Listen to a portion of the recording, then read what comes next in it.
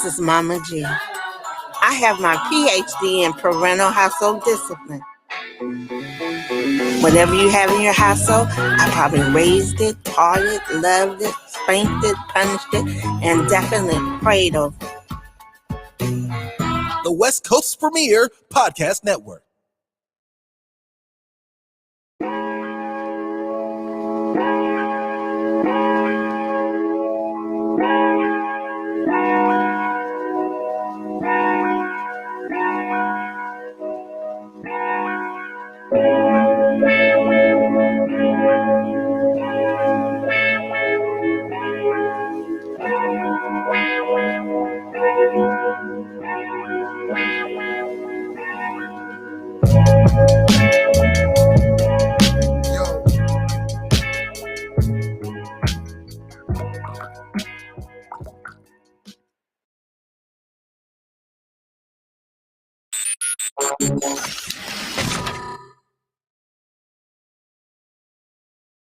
Hi, I'm Ryan.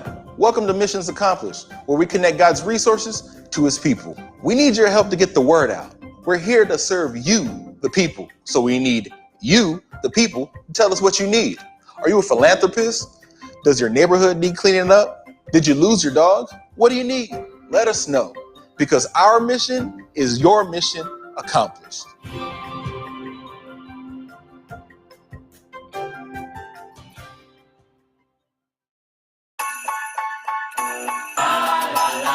Hi, this is Mama G. I have my PhD in parental household discipline. Whatever you have in your household, I probably raised it, taught it, loved it, spanked it, punished it, and definitely prayed over it. The West Coast's premier podcast network.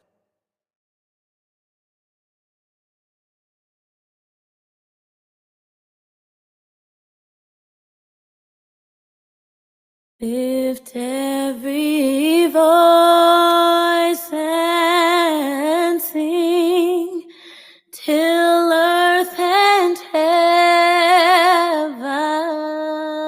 ring. Ring with the harmonies of liberty. Let our rejoicing rise high as the listening skies. Let it resound loud as the rolling sea. Sing a song full of the faith that the dark past has taught us. Sing a song full of the hope that the present has brought us. Facing the rising sun of a new day begun. Let us march on till victory is won.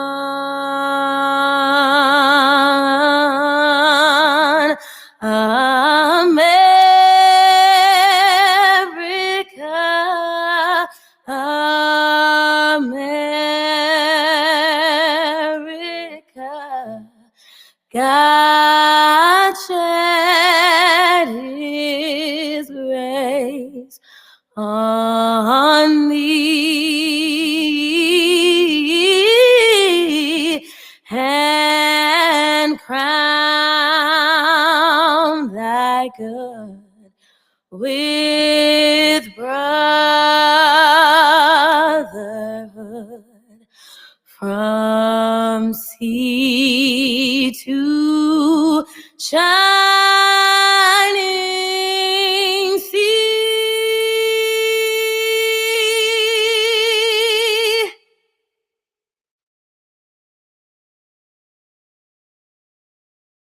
Good evening, everyone. This is Mama G from World Tune Radio.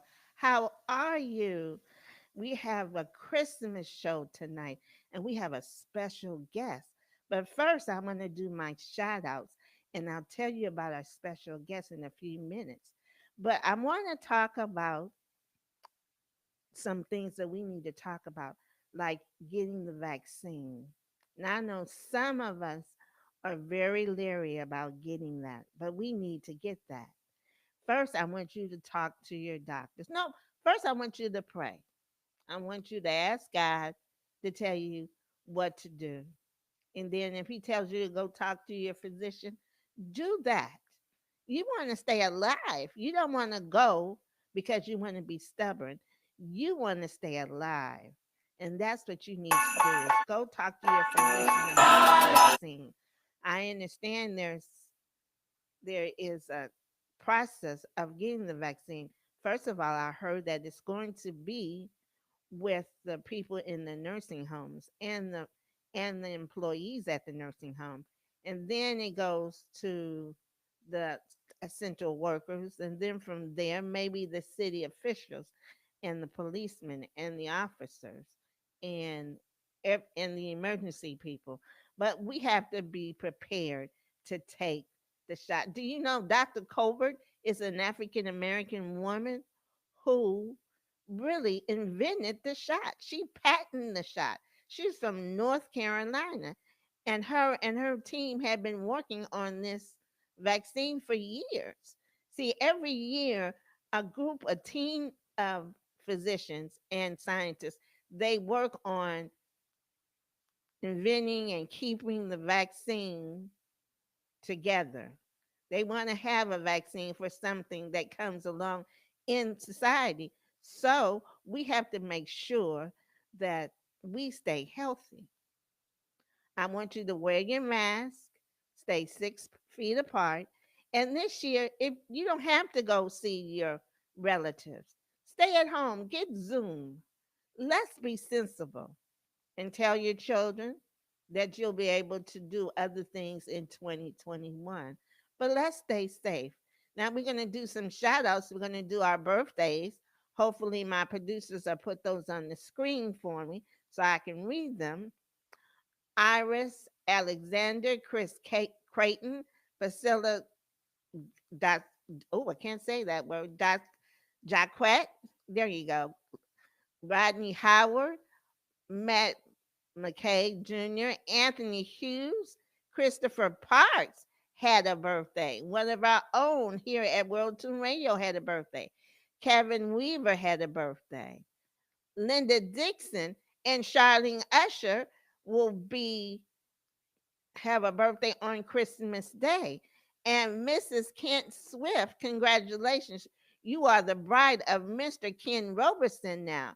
That young lady who lives in New York, who's a reporter or and a writer for People magazine, she has just recently got married to a handsome young man.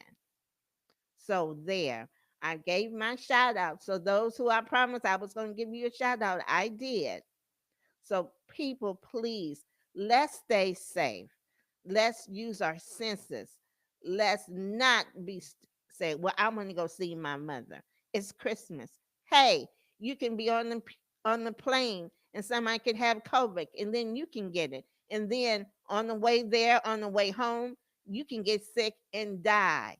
Remember, when you die, you don't get up and say, "Let's start all over again." You're 6 feet under.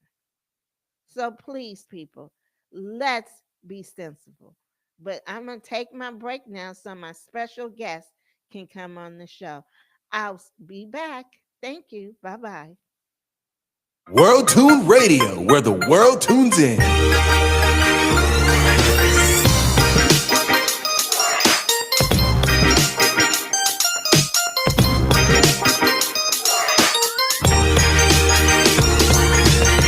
The West Coast's premier podcast network.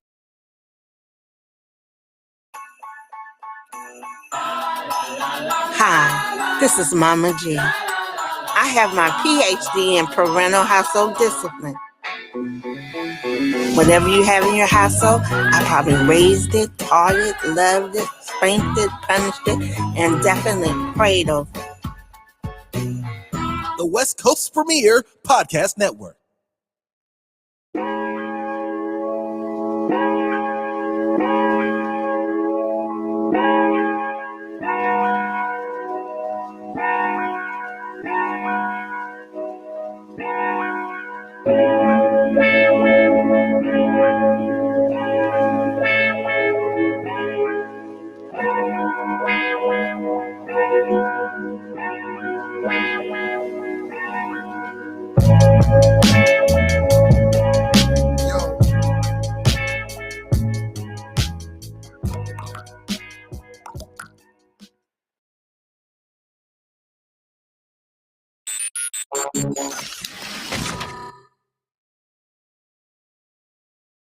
Hi, I'm Ryan.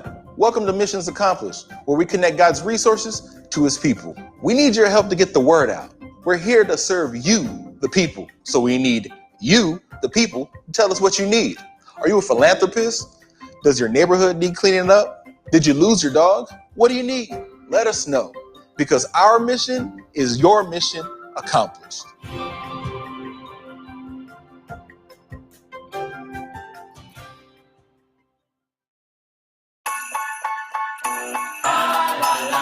Hi, this is Mama G. I have my PhD in parental household discipline.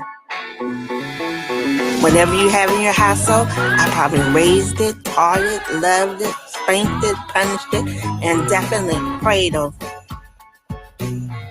The West Coast's premier podcast network. Hi, everyone. I am back. And before I introduce my guest, there's one advice I need to tell the young parents who have babies. This Christmas, save your money. Just buy one good toy, because when they get 5 and 6 and 7 and they see those things on the TV, that's when you're going to have to spend your money. So while they're a baby, just buy one toy, let everybody else buy the gifts, and you save your money for when they get 5, 6, and 7 and they go see Santa, and they want everything underneath on the TV. Then you go to the store. So that's my advice for the young parents from Mama G.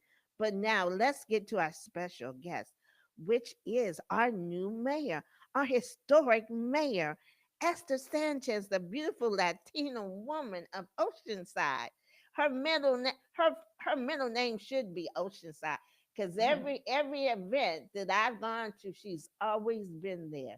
So if you ever want to run for mayor, I'm gonna give you some good advice. Just be everywhere all the time, and you can be a mayor. And Esther Sanchez, thank you for coming to my show. I am so happy. I feel like a queen, like Miss Oprah today, because I have a special, important person. Well, thank you for the invitation, Mama G. Thank you. I mean, I am just overflowed that my mayor came to see me. Yes.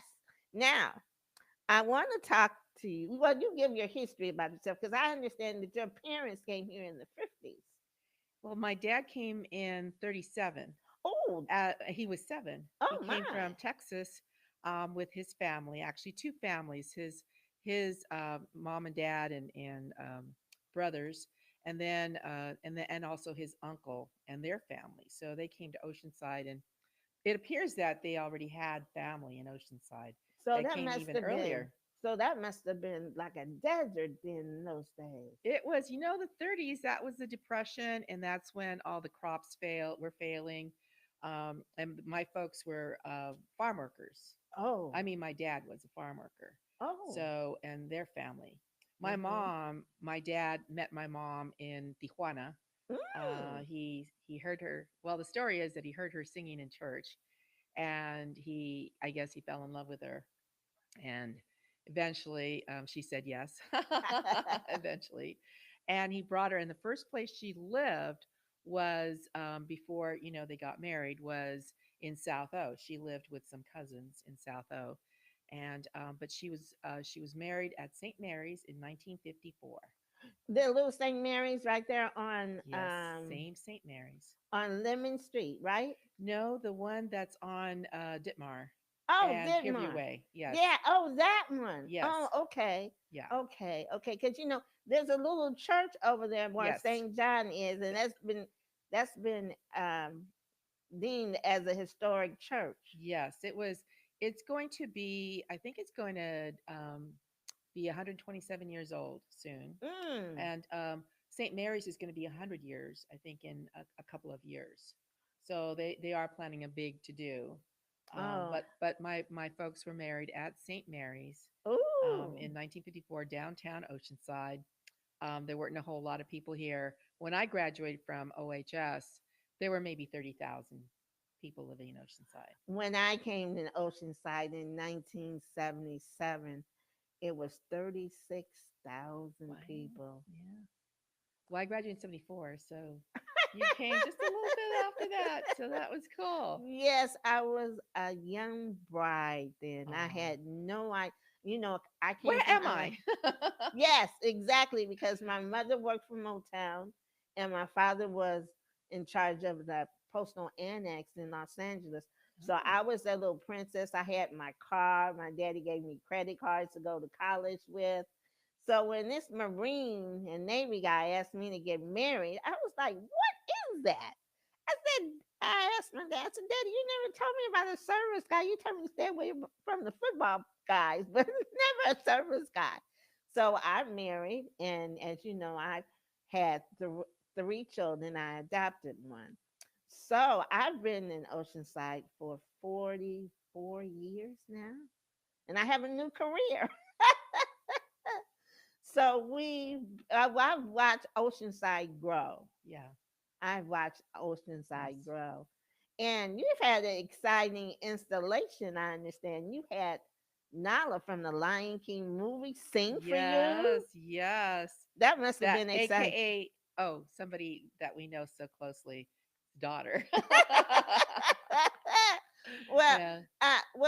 she is. I heard she's an original hero because nowhere else do they have the original Nala from. It's only from Oceanside. So Oh, it was wonderful. It you, was truly, truly wonderful. She did such a great job. We had her come back the next day. That was my first day oh, as a mayor running the first meeting, my first meeting. So she came and sang there, and it was just I had shivers. It was just so beautiful. she sang for Oceanside's birthday one year. You had a historic 100-year birthday. I think it was could have been because we were 1888 is when Oceanside was incorporated. So I think it was actually 125 years. Oh, 125 years. Okay.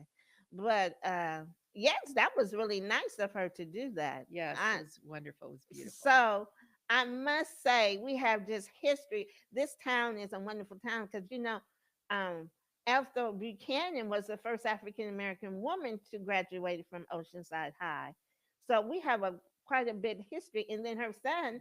became a professional football player, and her son Mance Buchanan has a school named, I mean, a library named after him.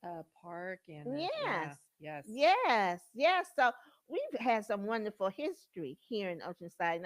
And I'm just so glad I was able to raise my children here in Oceanside, except when I moved into my new neighborhood, I got a hangman's Oh noose. no. Yes.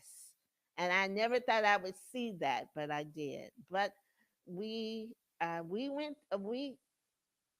got through it. We got through it, but Yeah. but this is a wonderful now because it doesn't have a lot of distractions. I love Oceanside because it doesn't have all those nightclubs and all that stuff. So we just had We used to play yes. girl and yeah. um, and so we were able to raise our children because Yeah. we lived by the beach, and Did you? yeah, we lived by my first house was on the beach street. Oh wow. When I first bought my first property, my house. My dad helped me buy our first house. It was on Dubuque Street. Then we moved.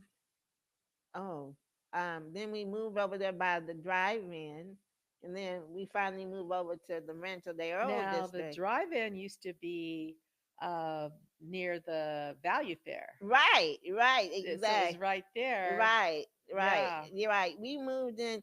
And, We and then it moved to the valley. right. We bought. We were living in the off of Valley Crest Way. Right. 739 Valley Crest Way. They had just built some new houses over there. And my husband didn't like that. He said, nah, this is not for us. I want something better. So we moved over to the Rancho de Oro house. And then it was a foreclosure. And so we got, it was a wonderful property, but we were the only African American in the section. So that was Yeah. kind of strange. And the kids, I remember one of the parents wouldn't let my kids play with her kids until they found Ooh. out who Laura was. And I mean, till they found out who my children. When they saw my children, they said, "Oh, they're really nice." And I was like, "Okay." But let's talk about you and your life and how many years were you councilwoman, I should say, before you decided to become mayor? Well, I ended up serving 20 years as a Ooh, council member. Yeah. so you started 2000, Yes. Yes. And you know how for the mayor, it was an open seat. right? And because it was open seat, there was no incumbent. We ended up having 12 candidates Oh, in two for mayor. In 2000, they're the two seats. These were at large seats. There were two seats open, no incumbents, and back then there were 15 people running, 15 candidates for the two seats in 2000. So it seems like when it's an open seat, when you don't have, you're not running against an incumbent, which really gives it's a leg up, right? If you're already there, right? right. And you have name recognition and all that. Um, but it seemed like those two times that I ran for something different. City council member, 15 people running for two seats, and then for mayor it was 12 Okay, for so one seat. how did you do it? I mean, because that must have been Yeah. hard. The population, the what was your how should I say this? What was your goal? How did you do it? What was your technique? What was your plan to start the process of being in the council? Well, first of all, I think I had, I graduated from OHS, right? Right. And there's a Okay, foundation, you there's a proud, um, a legacy of OHS alumni out there. You started to mention a few folks, right? Um, and so I think I had the hometown advantage. Even the first time I ran into some classmates when I was out walking, and I ended up walking the whole city or almost the whole city. There were some neighborhoods that I wasn't able to get to in 2000. But I hadn't noticed, I didn't realize how big Oceanside had grown, right? How much it had grown. Because here I graduated from OHS in 74, 30,000 back then, maybe 35, something like that. And then yes, I noticed it was getting bigger. Back then there was nothing beyond the mission. Remember, it was orange groves right, and a exactly. 2-lane country Right, lane exactly. road. And And I remember at in the mall, it was only May Company and J.C. Penney's at the time. yeah, I think Sears had gone there. No, Sears Sears was, hadn't been built yet oh, because okay, it was a I catalog store. right, it was a catalog store The because Wish Book, you remember the Wish Book? right, because I Yeah. got hired Oh. in 19 right after I had Alfred. I got hired, and I was the first African American disabled person that Oh. Sears Roebuck ever hired. And so, yeah, I worked there for 2 years until I had to stay at home with Alfred, and other things happened in my life. Kids just started taking over my life. I didn't have no choice with that. But yes, I remember coming to Oceanside, and I was like, "Where's the?" Because coming from Hollywood, Ladera area, downtown area, L.A., and coming to Oceanside, it was like a culture shock for me. I was Yeah. like, "Where's the mall? Where's the cafes? Where's the strip?" And there was nothing here, and I was Right. like, "Okay." So I had to adjust very much. I had to adjust to being a military wife, and I remember in It was Oceanside, mostly a military town back then. exactly. And if I wanted to go anywhere, I had to show my military ID, know my husband's last four of his social. Did you do a? Did you shop at the commissary? Yes, Yeah. I mean, I Yeah. didn't even know. To be honest with you, everything was on base. Yeah. The chapel was on base, the store, even the hairdressers. There were two African American hairdressers that used to do hair on base. Miss Tate was one, and Miss Freeman was another one who used to do hair. And they would come on base and do hair for the for the Marine and Navy wives. In fact, I joined the Navy Wives of America Society because I was told I couldn't work Oh. because of my disability. So I went and joined the Navy Wives of America, and I used to volunteer um, writing letters for the soldiers that were Mm. in the hospital, old men who were in the hospital, at Naval Hospital. I used to volunteer and write Well, letters in for them. 74, 73, 74, that was Vietnam War. Right, right. So, Yeah. so There we was had a lot of vets that were a in the lot of hospital. deployments, a lot of Right, things happening. right, right, And right. then I remember the KKK wanted to march down Hill Street, wasn't it? Hill Street back Right, then. right, Yeah. right. And I remember we were not allowed to go into Farbrook. And if Yeah. yeah, if we were caught Yeah. in Farbrook after dark, you were in big trouble. Yeah. There's a lot of history A lot for of Oceanside. a lot of history. Yeah. So I want to. So let's get back. We can talk all night long about our history. Yeah. Okay. So I want to know about now. You had gotten a lot of opposition in your candidacy. So how are you going to bring those people together and see things your way? I don't know whose phone is that. I don't care. Okay. We're It's we're not live. mine. Mine's right here. No. Yeah, so yeah, we talked about there were 12 candidates altogether, but I think that there were several of us that were had the same priorities, right? Um, it's uh, obviously we need to deal with the homeless, our homeless issues. We have not done a good job, Oceanside. We don't have a single shelter in Oceanside. We used to have our churches, we'd invite the churches to do winter shelters. We were down to one church, and that was the Bread of Life. And the Bread of Life was not able to do it last year um, because their rent went up really high. Oh, And then this year, there's no winter shelter again. I think there might be one church who's trying to do one, but this is not good. The city of Oceanside has the most homeless folks in North County. So we do have, when I first came on the city council, what the city was doing was paying into other, and I guess they were called regional shelters. right, right, So in Escondido and Vista, and you know, um, and so obviously every city now has homeless, and so it's each city needs to do, and each city has committed to sheltering at least half of its unsheltered within 2 years.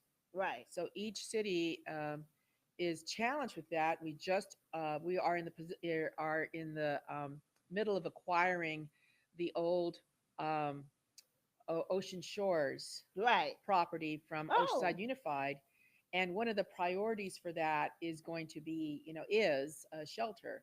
I mean, the city has several priorities, but that is probably the highest one. So I think most of us talked about that. We probably have different ways of addressing that, right? right, Um, the federal government has a model of um, the home first, So housing first model, which means that in order and basically the philosophy is you got to house folks, and then address their issues Right. right at the same time. So the whole idea is um, getting shelter and even bridge housing and affordable housing with wraparound services. So if there are issues with respect to drugs or alcohol abuse, then deal with that, and then do it gradually, because we do have some residential treatment programs, Right. um, but again, most of them are in other cities in the North County. Okay, I saw something that was interesting, and I don't know what Yeah. it is. So I want you to explain it. What's what's the implementation of CAP and CCE? Okay, so that's very critical now. CAP is Climate Action Plan. We Okay. we just we adopted a Climate Action Plan a couple of years ago, Uh huh. and so we are under strict guidelines by this from the state to bring our greenhouse gas emissions down. And of course, we as a city, coastal city, and a city that has um, tourism, we Right. want people to come. We want to have clean beaches and a clean air, the best possible. And in order to do that, we really have to work at it. So CCE is community choice energy, Okay. and that is where, because that SDG&E has already decided to pull out of that business Really? of uh, contracting with the different sources of energy for electricity, so that but they're still going to be in the business of getting that to the transportation of that energy, the grid and all that. They're going to Okay. stay in that business, but pretty much they've told every city, and that's why we're talking about CCE.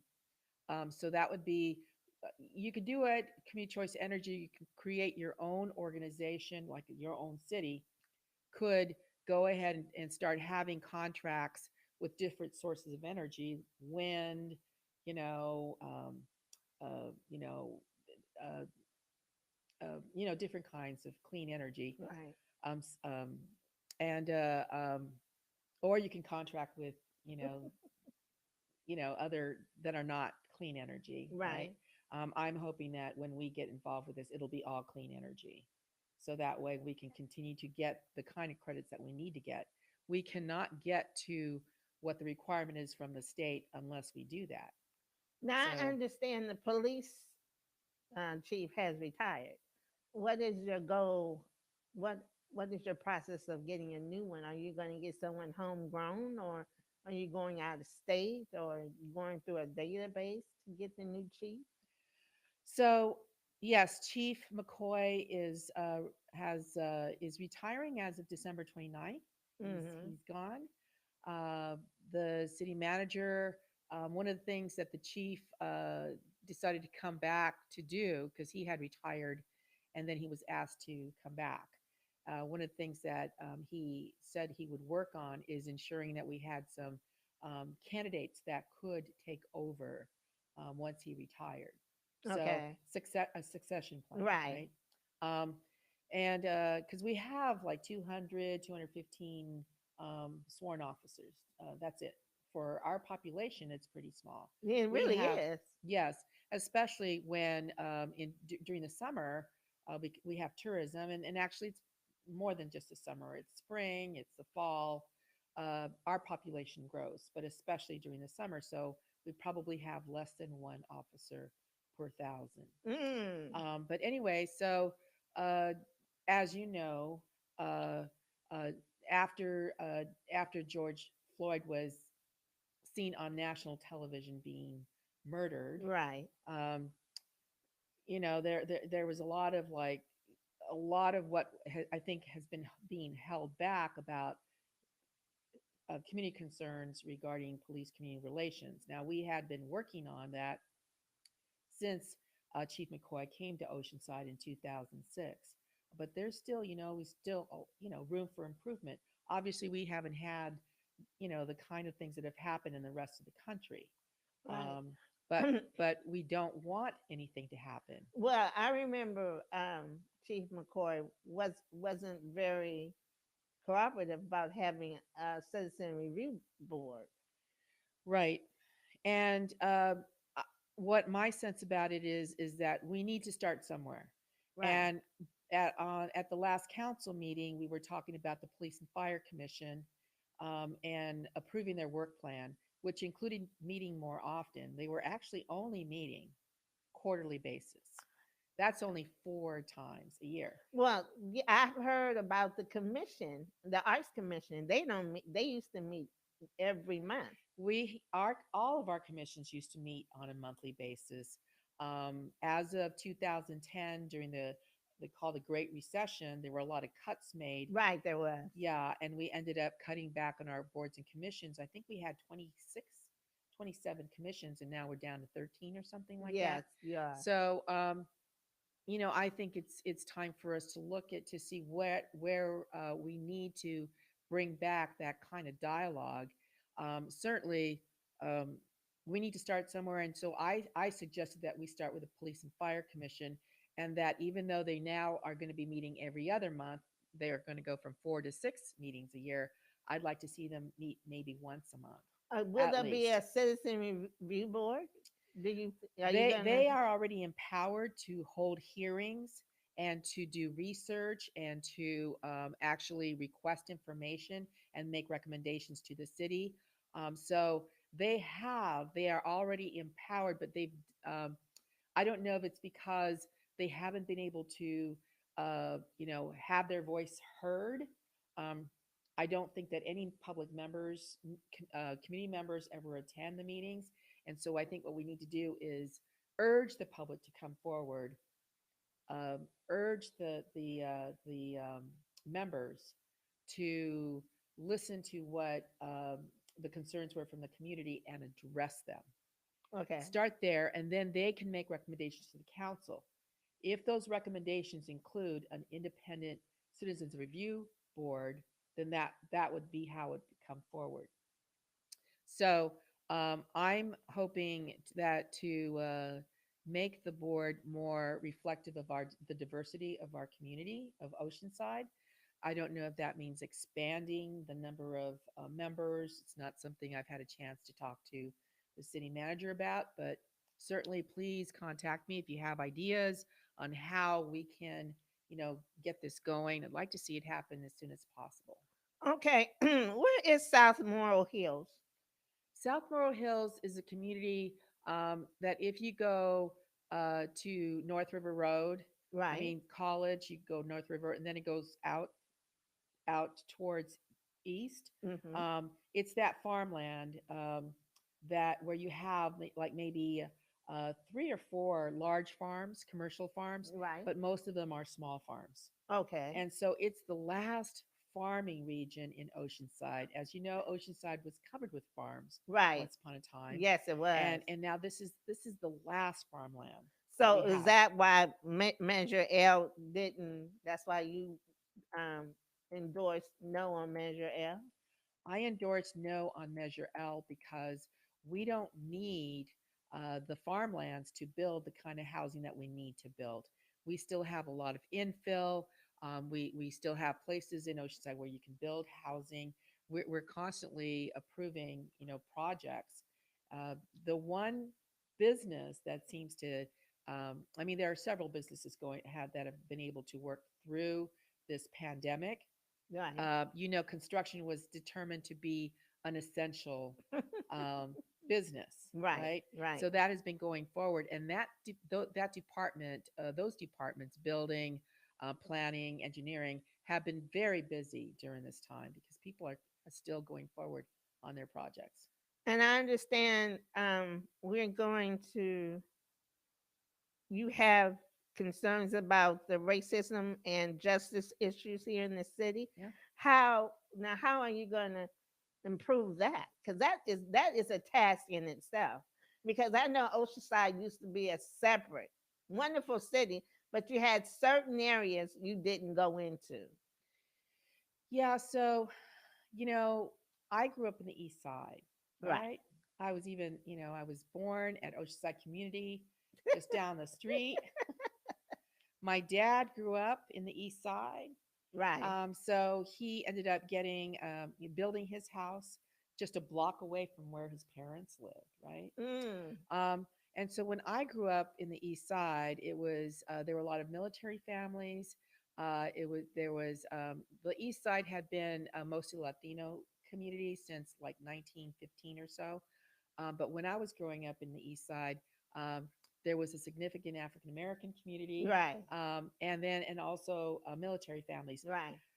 men that had gone all over the world and brought back their wives from different countries, You exactly. right? Exactly. Yes. Japan, Okinawa, I mean, Yeah. just different places, Guam Samoa, area. just, and it was just so darn cool. I mean, We it was so Oceanside great. was the melting pot. That's what I used to say Yes, all the time. because of the base. Yeah. Yeah, because Oceanside was the melting pot of California because everybody and anybody can live here.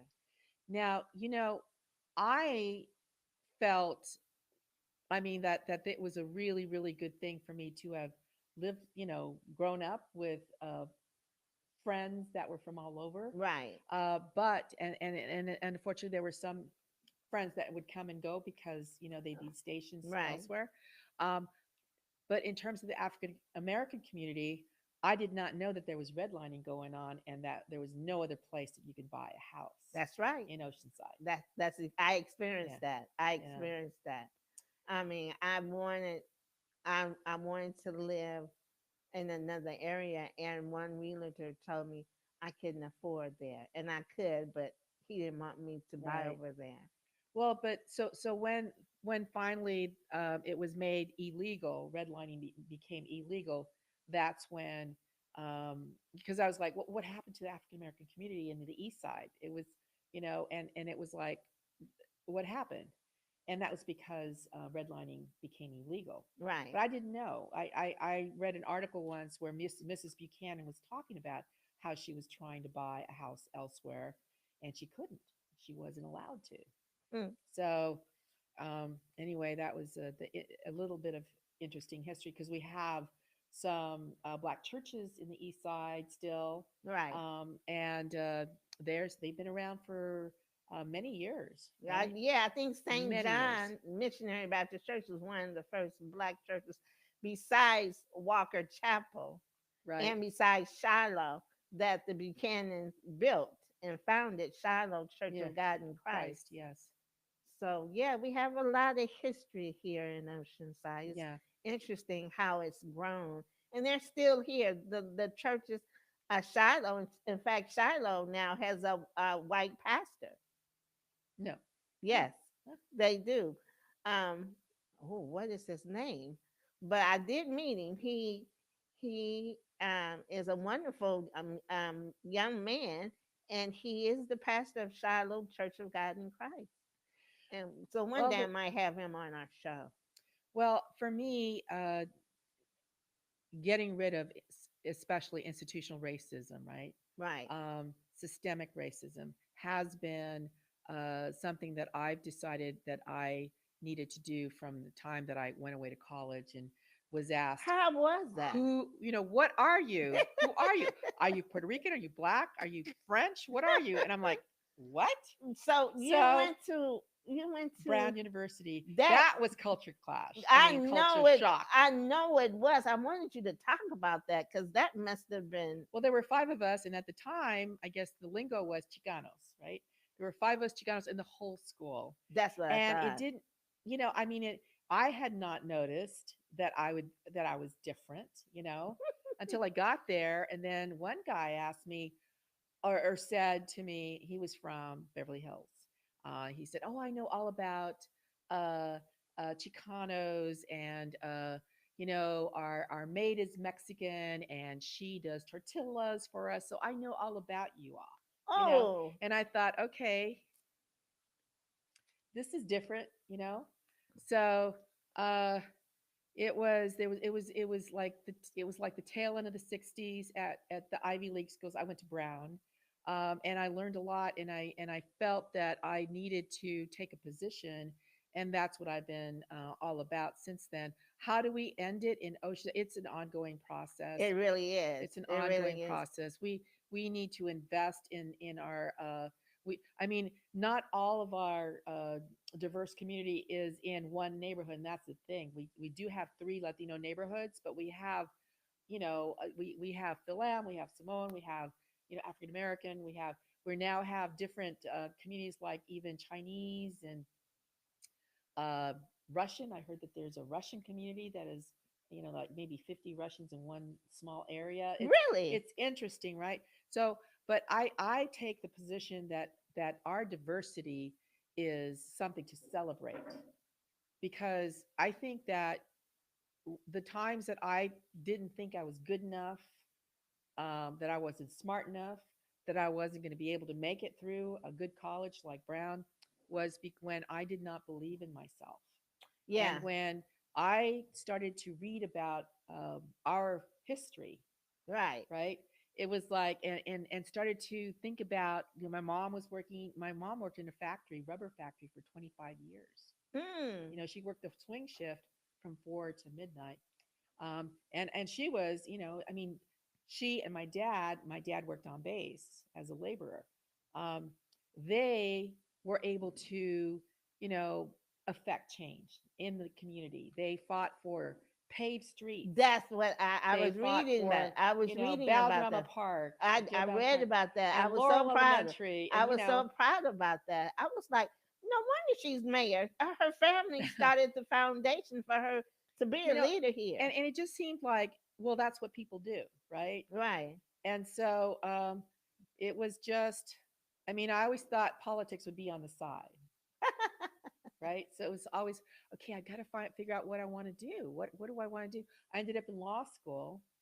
And then after law school, I ended up being a deputy public defender, right? Because I believe in the Constitution and the rights of, the constitutional rights. And that's the only way that we're going to be able to equalize our ability to do whatever we want, because that's what I want for every single child, to be able to feel that they can do whatever it is they want. That's why it was so important for me to become mayor, to say, look, I'm a home girl from the east Right. side, Exactly. right? Exactly. Exactly. That's why I wanted to tell people that your middle name and last name should be Oceanside Sanchez. I So I mean, could have been from Crown Heights. It could have been from the Backgate area. It could have been from anywhere. The thing is that, and I wasn't the smartest person in the world. Okay. It's just that I finally realized that I was just as smart as anybody else. Right. exactly. And that I had just as much right to be whatever it is that I wanted to be as anybody else. That's It right. doesn't matter, what. And I was darker back then, because I used to spend a lot more time in the sun. But it didn't matter what I looked like, what my hair looked like, whatever. I was going to be able to do it. When I first got out of law school and I went to interview for a small firm, um, they told me, okay, well, you don't look like our clients. It's like, no, I guess I don't, No, right? you don't. And then it's like, do you play golf? And I said, no, but I'm willing to learn. This was the whole thing when women were first, and then especially minority women, Right. were starting to break into, because I was one of the first bilingual attorneys in San Diego County. So back in the day, So you're just gonna bring our city up to par. we got to do this together, Okay, right? we're We got gonna to do do this this together. together.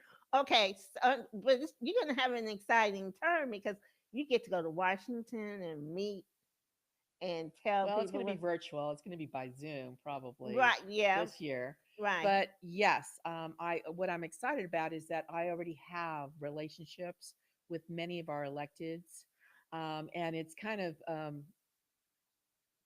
I've been talking to our electeds for a while now, so I'm actually just energized knowing that I have colleagues out there, and I don't have to reach out to them for the first time or get to meet them for the first time, because I have been around. I met Mary Solis. who's now the mayor of Chula Vista. I met her when she was creating Mana. No. Oh So yes, I I knew heard her about back in that. the day, and I it's like heard this about woman that. is going to be something, and she did. So she's been kind of leading the way. Um, she and some and other folks. It's been really what's happening in San Diego. It's almost like because San Diego was very conservative, as you know. It Oh, was very, very conservative. so is Oceanside. Yeah. Oceanside was very Oceanside's conservative. still very conservative. Trust But me, I'm living through it. yeah. But you What know what? time is it? Oh, yes, But sir. there are certain things that are very, very important to us, whether you're conservative, whether you consider yourself a conservative or a progressive. And I think that's why I've been able to get the kind of support because I don't deal with those kind of labels. What I deal with is issues. Okay, we need to address our homeless. We need to. We need to uh, come face to face with the fact that we don't have very many jobs in Oceanside. We've got the lowest jobs to residents ratio in the whole county. We need to change that because if we want more things for our citizens, if we want more parks, if we want more services, we're going to have to expand our economic base. And the only way to do that, it's not housing. Let me tell you, housing actually is something that the city ends up, other taxpayers end up subsidizing, right, Right. for those services. And the one thing I don't want to happen for us is that we end up having to lose our police and fire departments and end up contracting out for services. That I think that would be very, very bad for Oceanside. So we need to expand our economic base by having more jobs, job centers in Oceanside, so that then we have a bigger daytime crowd that will be, you know, uh, uh, you know, here to go to our small businesses and spend their money, because most people, we've got over 72% of our workforce travels outside of Oceanside an average of 22 miles. Yes, that's true. And that's where That's they true. spend their money. You That's go to true. lunch, you spend it there. Right. You're not going to come home and then say, okay, I'm going to, drive back to Oceanside and eat, right? Right. Right. You're going to stay there. You might even go, but shopping. I remember when I was at the public defender's office, assigned to the downtown office. Yeah, that there's the mall right there. Oh, let me go buy something, real quick, right? So it wasn't like, oh, let me get back home so I can buy something, right? So, and you mentioned that we didn't have, we've had difficult time having shopping malls. Now, we're doing a little better, but Carlsbad, our next door neighbor, is Mhm. still ahead of us in terms of hotels, in terms of shopping malls, in terms of job centers. We need to have to be sustainable economically and environmentally, and that's what I feel that's the direction we have to go, and it's about all of us going forward.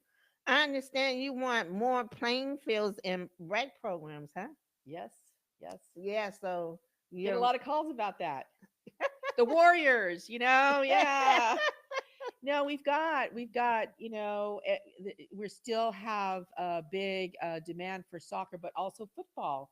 Oceanside has always been a big football, Right. I know. OHS Yes. and El Camino, right? Right. Right. Football has been really big. And Yeah, and that I've watched it over the years. That looks like the annual Rose Bowl down here, Oceanside yeah, and El Camino playing the game. yeah. I think the whole town goes to the game.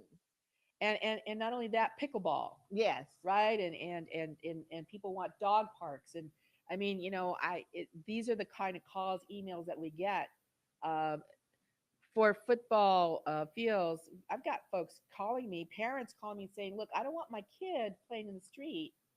I want to be safe. I don't want him messing with anybody.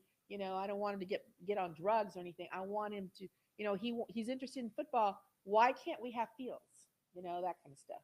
So we have El Corazon that we reserved for park use, Right. and it's time that we really focused on making that happen. That's gonna be So interesting. yeah. That's gonna be. You're gonna have a fight on your hands.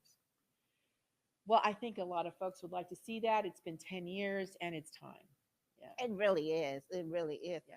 I am just so delighted that you're here. I mean, you've answered all of my questions just about.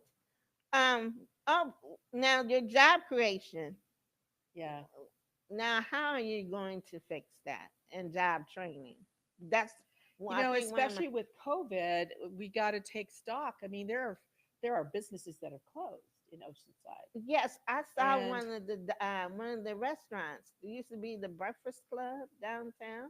yeah, That's closed. It's gone permanently. wow.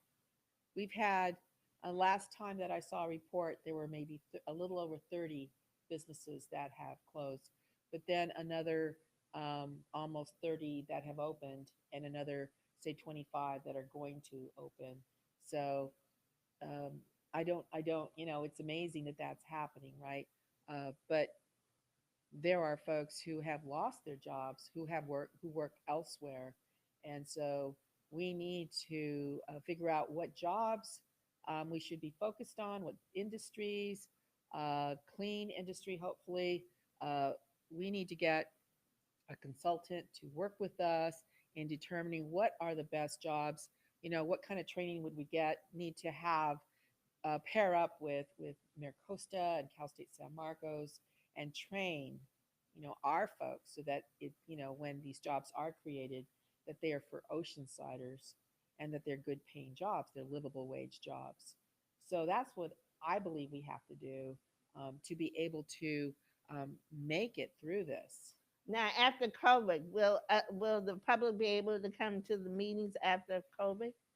Yeah, and I think you were talking about the different levels, for the vaccine. I heard you talking about that, Right. and I wanted to ask you about that. yeah, and I know we're running out of time, but yeah, what I have heard, and I asked our county representative. It looked, because I said, well, where are we as electeds? Are we last? Yes. And he said, well, you're an attorney and you're a politician. Definitely you're last, right? And I'm like, thank you very much, right? But the first priorities are for those in who have suffered the most, who have basically contracted the disease the most, and who've actually died, hit the hardest, and that would be the nursing residents in nursing homes and those that work in nursing homes. The next tier, you mentioned, essential workers like the police, fire, the any other hospital workers, um, grocery store workers. I mean, we're talking everyone that has had to stay open, in order to Right. be able to continue. Right. Right. Um, you Because know, my son Eddie, he works at a grocery store. He's an yeah, essential worker, yes, and he was uh, he doesn't know, but he thinks that pretty soon he may be getting a vaccine, but he doesn't know yet yeah. because Well, it he's depends. union. The shipment is all, and I know we were gonna. Well, we're going to read that. We're just going to take a break. Oh, but anyway, so they are still figuring out who is next. They Okay. are they still want people to test, especially if you are 65 and over, or have an underlying condition. So basically, that's it. Huh? What?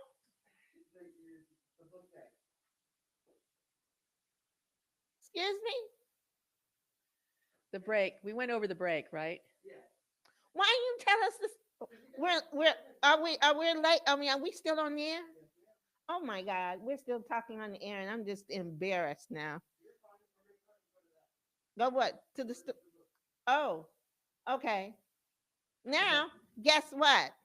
Our our mayor is going to read the nativity because we have a Christmas show, and I was just embarrassed and everything. And my producer said, "You guys did a wonderful job talking all the whole time." But she's Yeah. going to read the story, of the nativity, for everybody to know the reason for Christmas. Go away, Mayor. Well, when Mama G, when you said, you know what, why don't we do this? Why don't you read the story of the Nativity? And I thought, wow, that would be very, very nice. It is, it is a few pages, so let's see how far I can get. Okay. Hopefully, um, But it is as you know, it is one of the most beautiful stories that we've Yes, it had is. through all the ages. And so here's how it goes. It starts off in the little town of Nazareth. Mary was dreaming of her wedding. It seems that I've been looking forward to the day for so long, she said. In his workshop, Joseph smiled. My family is proud of its past, being descended from King David, but soon Mary will be my wife, and we can be proud of our future. It's all turning out just as I hoped. Then God sent the angel Gabriel to Nazareth and to Mary. Peace be with you, said the angel. God has chosen you to be the mother of a baby boy, Mm. Jesus. He will be known as God's son. He will be God's chosen king, greater than King David of ancient times, and his kingdom will never end. Mary listened in awe. How can I be a mother? I'm not even married yet. All this can happen because of God, replied the angel. Then may what you have said come true, said Mary. When Joseph heard that Mary was expecting a baby, he was dismayed. An angel spoke to him in a dream. Take Mary as your wife, said the angel. Her child is God's son. Through him, God will bless the world. Joseph awoke in good heart regarding his marriage, only to hear news that made everyone downhearted. Everyone must go to their hometown to register as taxpayers by order of the emperor. Joseph made a plan. He hurried to find Mary. We will go together to my hometown, he told her, Bethlehem, where King David was born hundreds of years ago. There we will register as a family. It was all agreed. Amid great excitement, Mary and Joseph set out together. They were not the only ones making a journey to register their names. When Mary and Joseph reached Bethlehem, the town was crowded. There was no room for any more guests. The only place they found to shelter was where an ox munched and a donkey stamped and shuffled. There, in the night, Mary's baby was born. She wrapped the infant in swaddling clothes and laid him in a manger. On the hillsides that sloped away from the town, shepherds were awake, taking care of their flocks, alert for danger, thieves, perhaps, or wild animals. An angel appeared. Good news, cried the angel. Joy to all the world. Tonight in King David's city, your Savior has been born. A new king, God's chosen king. Go to Bethlehem, see for yourselves. The child is wrapped in swaddling clothes and cradled in a manger. All at once, the nighttime world was bright. 1,000 angels all singing, Glory to God in the highest heaven, peace on earth to those with whom he is pleased. As swiftly as they had come, the angels vanished into heaven. Awestruck and astonished, the shepherds left their sheep. They hurried to Bethlehem and searched the darkened streets until they came to the stable. There, in the lamplight, were Joseph and Mary and a newborn child, just as the angel had said. Mary listened wide eyed to their story, treasuring every word. In nearby Jerusalem, Herod ruled the land on behalf of the emperor. When foreigners came to the city with troubling news, he demanded to see them. You say a star has led you here, he said. You say it is the sign that a king has been born to my people, even though I am the appointed ruler? He leaned closer. My advisors tell me that one day God's chosen king will be born in Bethlehem. Go, see if you can find the child. If you do, come and tell me. He furrowed his brow. I will need to go and worship too. The foreigners set out. There was the star they had followed for so many miles, shining on the road to Bethlehem and finally stopping low over one particular house. They went inside and found Mary and her baby son. The newborn king, they exclaimed, we have come to worship him. Mm. Respectfully, they brought out their gifts gold, frankincense, and myrrh. We will not go back and tell Herod about the child, they agreed. Did we not hear an angel warning us in our dreams? That man fears a rival. He will seek to harm him. An angel spoke to Joseph. Hurry! King Herod has heard rumors of a newborn king and will be looking for the child. Take Mary and Jesus to Egypt and stay there until it is safe. Jesus was no longer a baby when the time came for Mary and Joseph to return to Nazareth. There he grew up with the other children, every year taller, every year wiser. Such a good son, everyone had said. What a blessing to his family. Only heaven knew how soon Jesus would bring a greater blessing to all the world. Merry Christmas from World Tune Radio, and I'm going to thank our wonderful mayor for coming and making my show fabulous this evening. She was just fabulous. She answered all of my questions, all of our concerns. So we have the best mayor in the United States of America. So let's stay and support our girl, Esther Sanchez. Good night and have a Merry Christmas and a wonderful holiday. Whatever you celebrate, even Kwanzaa this year. Have a nice Kwanzaa. Have a Merry Christmas. Celebrate life. You only have one, so let's celebrate it. Good night, everyone. Happy holidays. Lift every voice and sing till earth and heaven ring. Ring with the harmonies of liberty. Let our rejoicing rise high as the listening skies.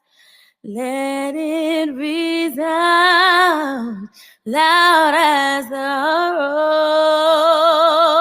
rolling sea. Sing a song full of the faith that the dark past has taught us. Sing a song full of the hope that the present has brought us. Facing the rising sun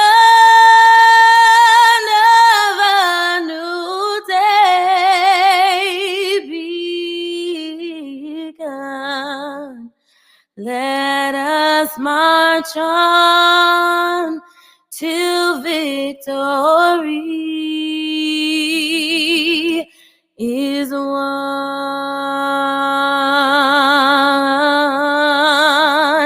America, America,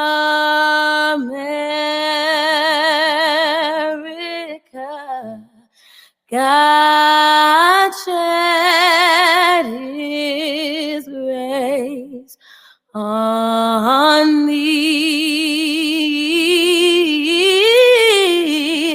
and crown